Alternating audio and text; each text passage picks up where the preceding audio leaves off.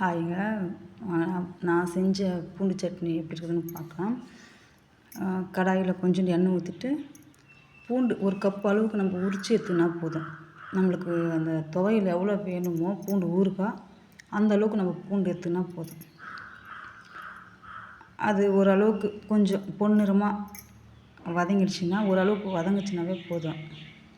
பூண்டு வந்துட்டு சீக்கிரமாக வதங்கிடும்.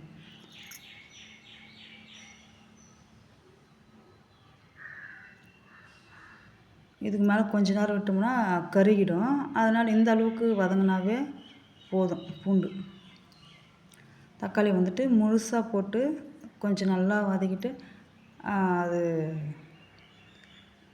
தோல் உரிகிற அளவுக்கு கொஞ்சம் வதங்கணும். தக்காளி கொஞ்ச நேரம் வதங்குச்சுனாவே அது அந்த ஹீட்டில் தோல் உரிகிற அளவுக்கு வதங்கிடும்.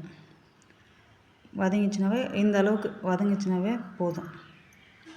தக்காளி நம்ம பூண்டு சட்னிக்கு தக்காளியும் பூண்டு மட்டும்தான் வதக்க போகிறோம். மிளகாலாம் வதக்க வேணாம். கேஸ் ஆஃப் பண்ணிவிட்டு மிளகா, கொஞ்சோண்டு புளி, கொஞ்சமாக உப்பு அது வரைக்கும் சேர்த்து கொஞ்ச நேரம் ஆற வைக்கணும். அதை இப்போ கேஸ் எல்லாம் ஆஃப் பண்ணிவிட்டு நம்ம தக்காளியும் பூண்டு மட்டும் வதக்கினாவே போதும். மிளகா போட்டு வறுக்க வேணாம் எண்ணெயிலலாம். அப்படியே கொஞ்ச நேரம் நல்லா ஆறட்டும் சொல்லிட்டு எப்பவுமே மிக்சியில் வந்துட்டு சூடாக வதக்கிட்டு உடனே போட்டு அரைச்சா மிக்சியில் புகை தான் வரும். அதனால் கொஞ்சம் நேரம் ஆற வச்சிடணும். இதை ஹீட்டாக அப்படியே சூடோட மிக்சி ஜாரில் போடக்கூடாது. சட்னி டேஸ்ட்டும் இருக்காது, மிக்சியில் புகையும் வந்துடும். அதனால் கொஞ்சம் நல்லா ஆறட்டும்னு சொல்லிட்டு இது மாதிரி தக்காளி நசுக்கி விட்டால் கொஞ்சம் சீக்கிரமாக ஆறிடும்.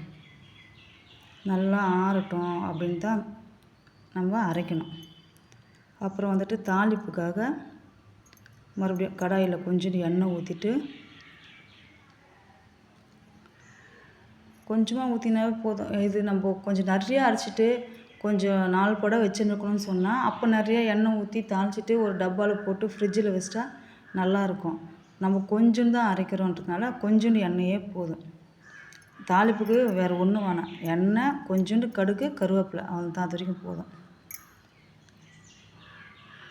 அரைச்சதை எடுத்து சேர்த்துட்டு ஏன்னா நம்ம காஞ்ச மிளகா வந்துட்டு வதக்காமல் போட்டிருக்கோம் இல்லைங்களா, அதனால் கொஞ்சம் லைட்டாக சூடாகிற வரைக்கும் நல்லா வதக்கினா போதும். கொஞ்சம் நம்ம எண்ணெய் கம்மியாக விட்டதுனால அதை அடி பிடிச்சிடும். அதனால் அதை கலரி விட்டுனே இருந்தோம்னா சரியாக இருக்கும்.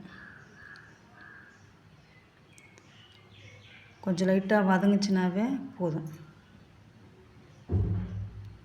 பூண்டு சட்னி உடம்புக்கு நல்லதுங்க.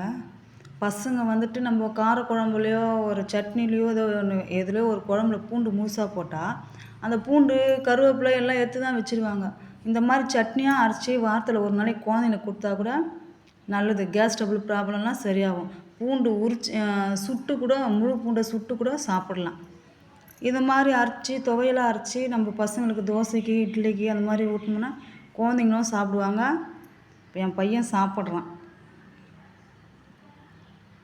சட்னி நல்லா இருக்குது அப்படின்னு சொல்லிட்டு என் பையனுக்கு ஊட்டிடுறேன். நல்லா இருக்குதுன்னு சாப்பிட்றான் அவன். குழந்தைங்க முழு பூண்டு தான் சாப்பிட மாட்டாங்க. இந்த மாதிரி சட்னியாக அரைச்சி கொடுத்தா சாப்பிடுவாங்க.